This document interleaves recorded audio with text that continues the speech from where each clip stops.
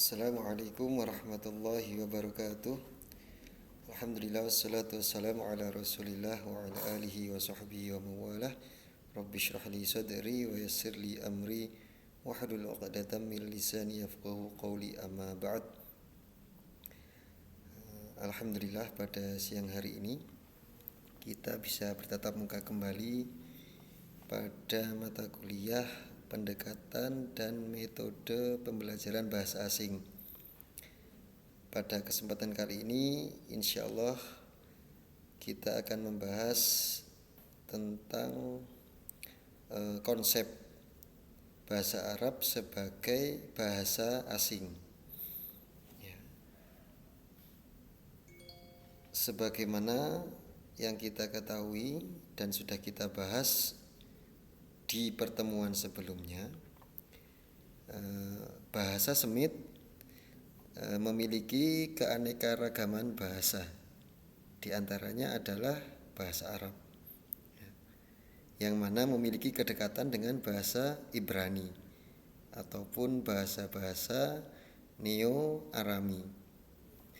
Di antara beberapa bahasa yang lain, bahasa Arab merupakan bahasa yang paling banyak digunakan di seluruh penjuru dunia, yang mana tidak kurang dari 25 negara menggunakannya sebagai bahasa resmi.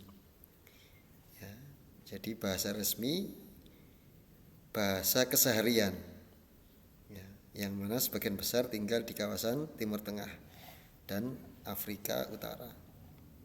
Ya, jadi bahasa Arab juga merupakan bahasa awal yang dipakai di dunia dan termasuk sebagai bahasa peribadatan di dalam agama Islam.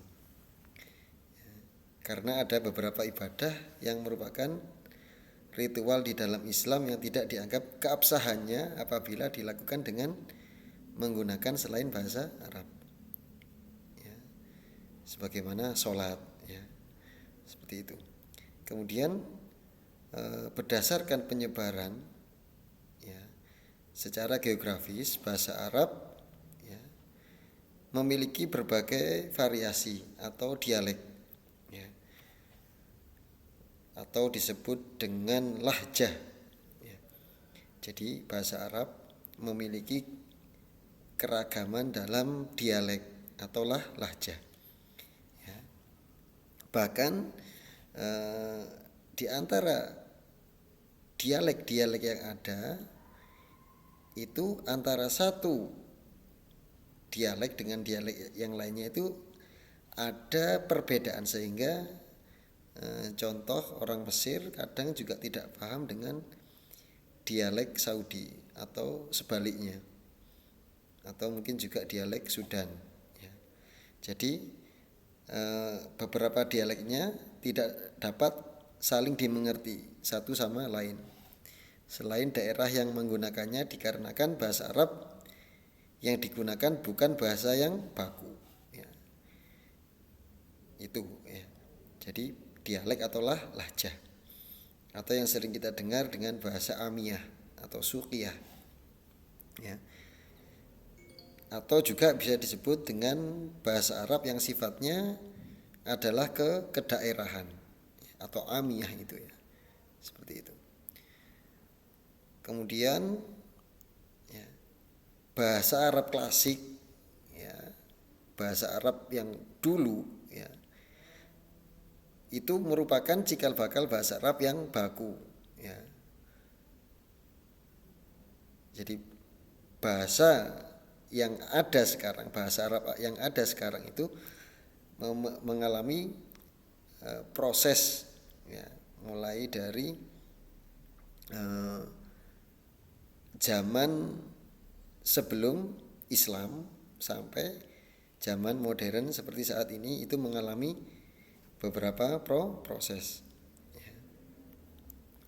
Nah, bahasa Arab klasik yang merupakan cikal bakal bahasa Arab baku merupakan satu-satunya anggota rumpun bahasa Arab utara kuno yang hingga saat ini masih dipergunakan, ya. Nah, hal ini bisa dibuktikan dalam inskripsi peninggalan Arab pra-Islam. Ya, kira-kira ya, dari abad keempat.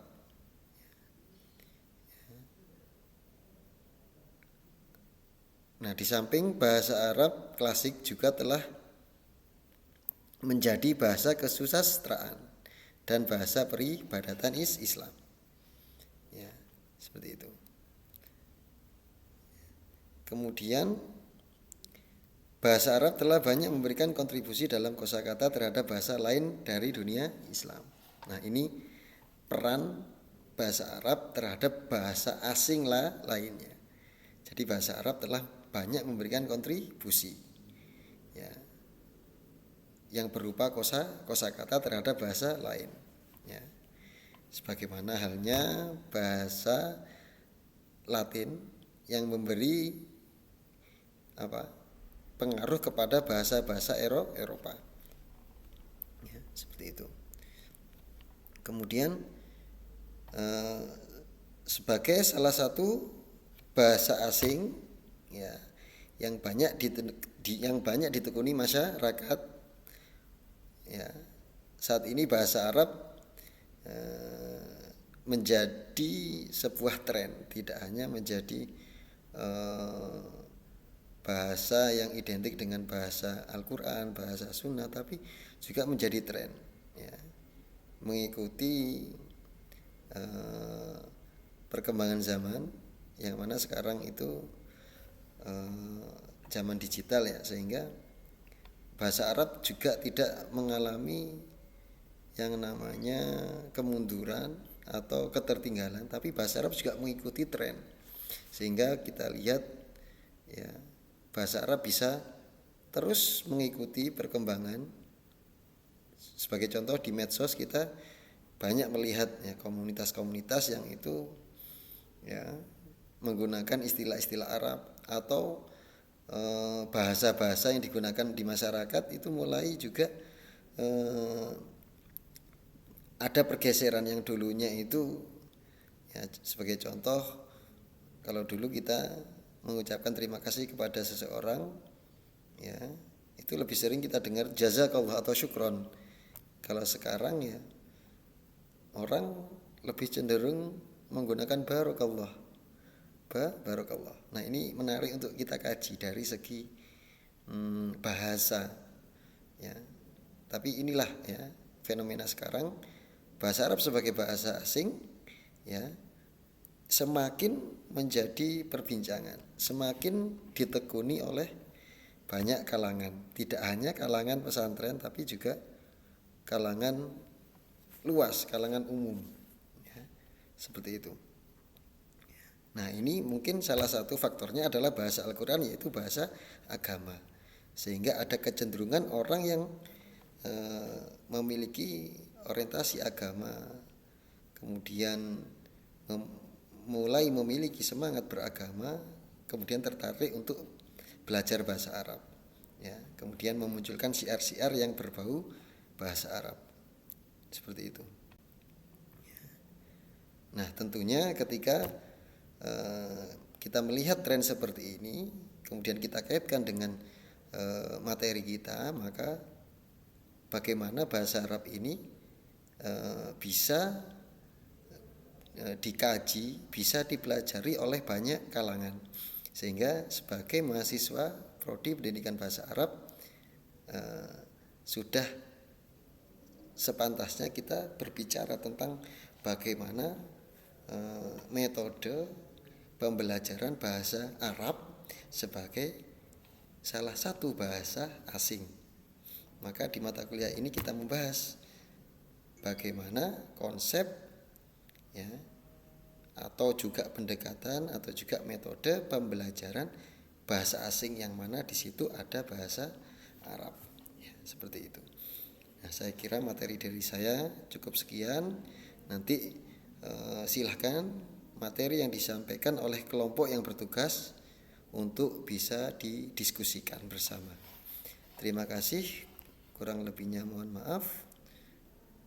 Akhirul kalam, wassalamualaikum warahmatullahi wabarakatuh.